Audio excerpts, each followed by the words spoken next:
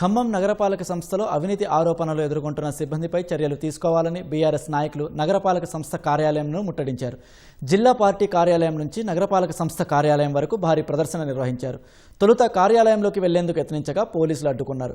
దీంతో కార్యాలయం గేటు ఎదుట బైఠాయించి ఆందోళన చేశారు. అనంతరం డిప్యూటీ కమిషనర్కు వినతిపత్రం సమర్పించారు.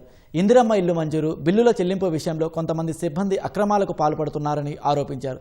వారిపై చర్యలు తీసుకోవాలని డిమాండ్ చేశారు.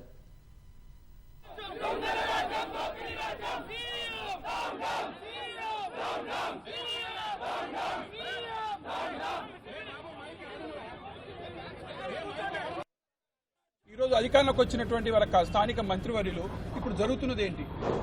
మా కార్పొరేటర్లు లేరు, సమయం ఇచ్చాం. ఈరోజు ప్రజలు చర్చిస్తున్నారు. ప్రతి అంశంలో కూడా అవినీతి జరుగుతుందని. ఎంత దారుణంగా అంటే ₹1,00,000 పేరున ఎన్ని బిల్లులు పెడుతున్నారు అనేది ప్రశ్న ఈరోజు ప్రజల్లోకి వచ్చింది. తక్షణమే తీయాలి, బయటికి తీయాలి. గవర్నమెంట్ బంక్ నుంచి ఎందుకు మార్చారు? దానికి సమాధానం చెప్పాలి. ఇందిరమ్మ ఇళ్లలో ఖచ్చితంగా వాళ్ళ దగ్గర జనాల దగ్గర డబ్బులు వసూలు చేస్తున్నారని చెప్పారు. దాని మీద కూడా మరి నిర్ధారణ జరగాలి. ఎంత దారుణమైన సమాధానం అండి. వాళ్ళ మున్సిపల్ కార్పొరేషన్ మీద ఎటువంటి పట్టు లేదు స్థానిక మంత్రి గారు అని చెప్పి మనం చెప్పవచ్చు. కానీ ఇమ్మీడియట్గా మున్సిపల్ కార్పొరేషన్లో జరిగినటువంటి అవినీతి మీద ఎంక్వైరీ జరగాలి.